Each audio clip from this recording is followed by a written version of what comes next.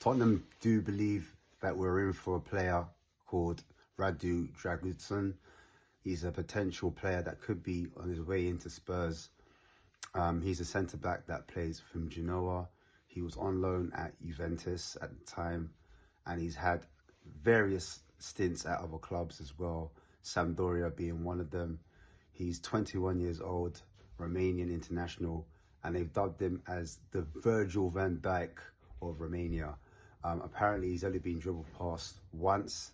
He's got the best aerial completion out of all the Serie A defenders, and he's seen as a big talent, but a bit raw. For the clips I've seen from him, he seems to be strong on the ball, very front-footed, defends high up. In the system, he plays in the back three. So in that back three, he's the centre back. And sometimes when he doesn't have a lot of the ball from what I've seen, but apparently when he was at Juventus, he played as a right back. And they didn't play as a right back. They actually bought him for the position of a right back, because at his previous club that they bought him from, he was actually playing in that position. And so they wanted a defender that was good on the ball. So they actually bought him, ironically, for that. And he went on loan to Genoa, who were in Serie B, where he had to change the way he played. So he had to learn a different tactical system from Juventus. And he did so well. He adapted. And from there, he pushed on, and they got promoted into the next league.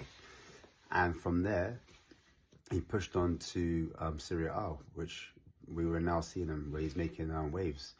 So the fact that he's played in different leagues and he's made that transition shows that he is adaptable, and he's got strong character as well.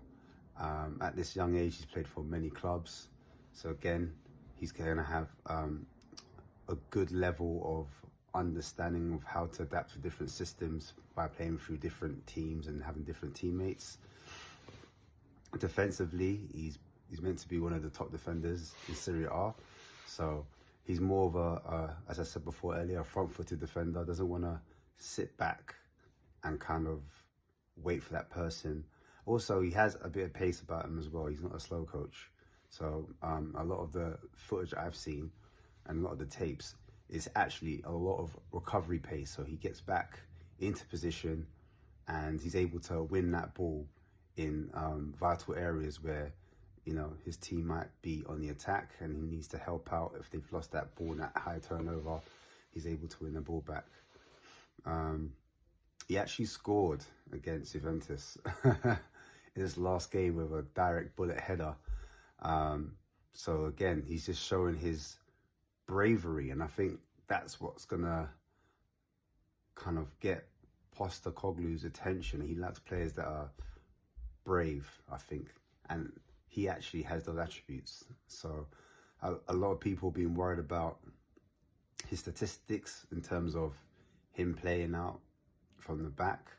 Is he going to be able to pass under high pressure?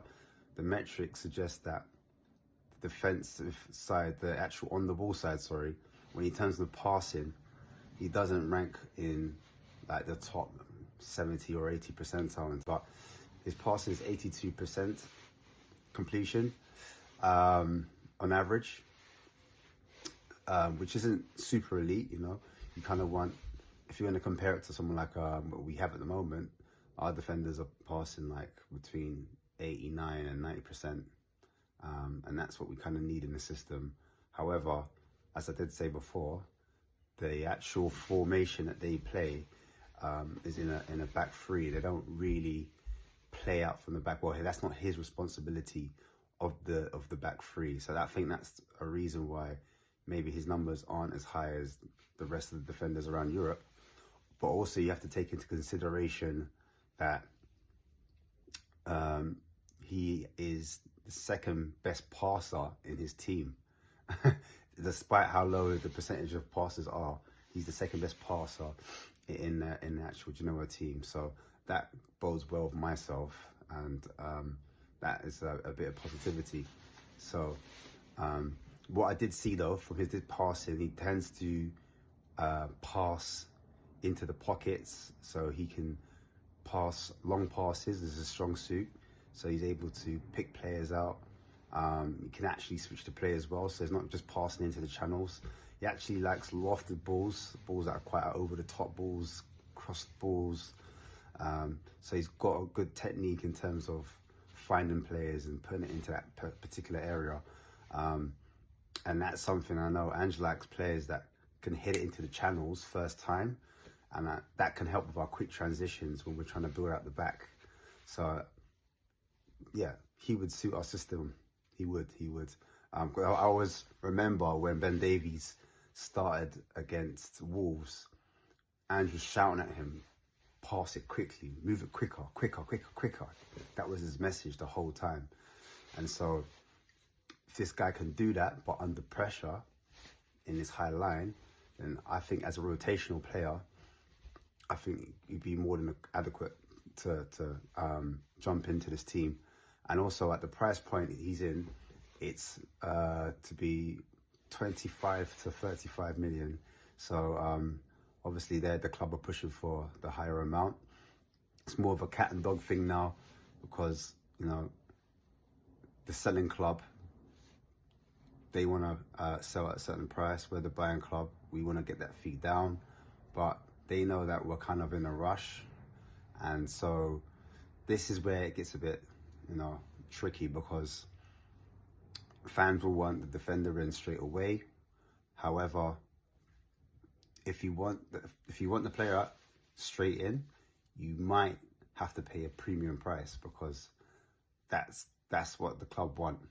But if you want to kind of play cat and dog, and maybe say our Spurs are interested in other players and try to weigh it out, then maybe the price falls because no one else is in for him. And apparently we had agreed personal terms as well. So with that being said, if we've agreed personal terms, that means the player's happy, he wants to join, he thinks it's a big enough club, he doesn't want to join, they don't want to leave for a club that's on the same level, especially in the middle of the season. He's doing so well. The young player doesn't want to be disrupted. They do consider the Premier League to be an elite league, and it'll be a step up for him. And that's what they want from the things I'm reading in the press. So it'll be interesting to see how quickly this one gets over the line, whether Genoa want to play hardball, or if, you know, we're desperate and we just say, look, you know what, we'll pull the trigger and we pay the asking price for him. So it's interesting, because there's been a lot of talk from the agent, and agents do what agents do. They try to drive up the price for the player, try to create as much interest as possible. They might try to play things down, and they might also try to negotiate a bigger contract. That's one thing as well. So loads of things are being said across all media platforms at the moment from the agent. From what I'm reading, it's not done and dusted. However, there are strong reports that, you know, he has agreed personal terms, and he is happy to. He wants to come to the club. But yeah, it'll be interesting to see how it progresses between Spurs and Genoa, because that's how things are normally done, from my understanding. You agree personal terms first, and if you know the player wants to come, then it's just about compensating the club, just meeting that kind of medium where they might feel, you know, this is the right price. If we're going to lose one of our best players, we need to have an adequate backup, or we need to be compensated in such a way that we can find a suitable player to put in that position. So it's a bit of cat and mouse right now between the two clubs. So it'll be interesting to see how far this actually goes. Now, I'm going to just look at transfer market really quickly, if I can. And I'm going to put his name in there. And transfer market, the reason why I'm going on there is because I just want to see the list of clubs he's actually played for and how he's performed. Okay, so I'm on transfer market, and He has played at all levels for Romania. He's played for under 15s, under 16s, 17s, all the way up to under 21s. And he's made over 30 appearances at that level. For the senior squads, he's played 12 games for Romania. And I could see across here, he's played across the whole of the back line. So not only has he played centre-back in a 3, he's actually played in the 2 of a back 4. He's played as a left-back, left-sided centre-back, right-sided centre-back, a right-back. So not only could he fit into the back 4 situation, he can play across the whole line. And I think that's what we're looking for moving forward. We want a philosophy of total football where players are comfortable in all positions. And I think that will build well. I think that's the reason why we're looking at this player. He could secretly be our #1 target. And the other centre-backs might be smokescreens, i.e. Todibo, how we thought he was the #1 target. And the funny thing is, we've actually been linked with him since 2021. Yeah, 2021, we've been linked with him since then. And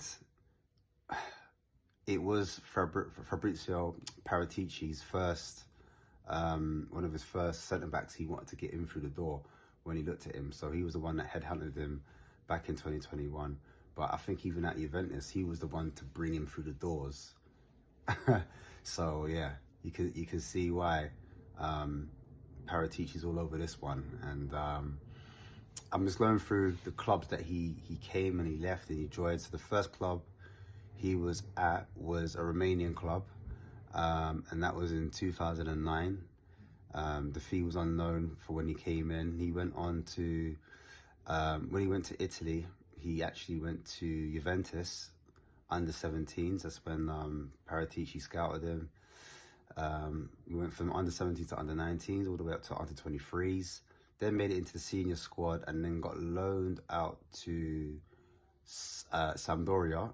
And from Sampdoria, he went back to Juventus, came back, finished his loan. And then he had a stint at, I can't say the name, Solteria. Apologise for the pronunciation. And then finished that loan, went back to Juventus, as I said before. And then he went to Genoa. And that's when he went to Genoa, had a stint there. As I said, they were in a lower division before. And then came back from his loan. And then they actually bought him for 5.5 million off of Juventus. And that's where he currently is at the moment. And so there's a percentage as well of possibility of transfer in transfer market. They're saying there's a 93% chance of this move going through. Romano said there's a reason why I pinned the quote to my chat. He thinks there's legs to this actual one going through. The current market value at the moment, they're saying it's 20 million, but the reports are anything between 25 and 35 million. But we know how Spurs like to do business. We like to kind of,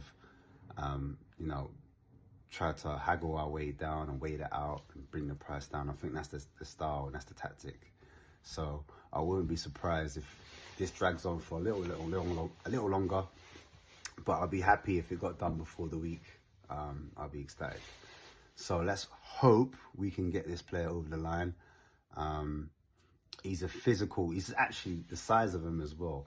He's 6'3", but not just 6'3", unit as well. So it's a bit like your doggy, do you know what I mean? And I was reading reports, if we get him through the door, then there might be a possibility that we could even terminate Eric Dyer's contract. Don't know if that'd be great business or not. West Ham are interested, apparently, and I think he'll do well. But I'd rather sell him rather than terminating a contract. He is an England international, so, he must be able to get a little 10, 15, a little young 20 million, I don't know. But that's what the rumours are at the moment. It'd be good to get your guys' feedback and your comments, so let's have a look. But yeah, in terms of his demeanour or his attitude, or actually in terms of his, I'm trying to think of the right word. In terms of his mentality, he's got a strong mentality. his disciplinary record is similar to like a Romero. Can be hot-headed. He's been booked quite a few times, but I think that's just the nature of his game, because he likes to win those tackles high up. He wants to be first. He wants to try to win those challenges. I think sometimes if he mistimes them, that's where the yellow cards come in, but that's what you get from your centre-back. So, yeah, it's something I think he's quite, as I said before, raw, and the more games he's been given and more time he's getting to be nurtured and developed. A bit like Sarr, you're seeing right now. He was raw when we first got him, and now you're starting to see some of the green shoots blossom from him. If we can get the same with this guy, you know, he could be a top defender, and he could even push for a mainstay in the actual first team. So this is what you want. You want a competition in places where if 40% of the games that Romero's missing, then that's going to be a huge chunk of games that this kid could possibly play and actually have an impact.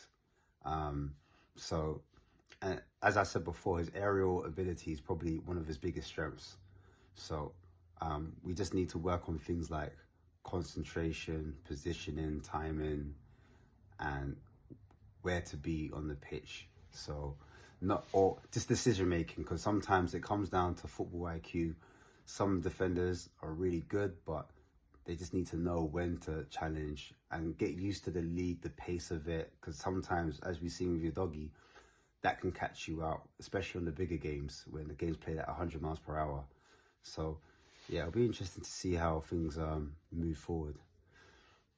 But yeah, I think I'm going to wrap up there.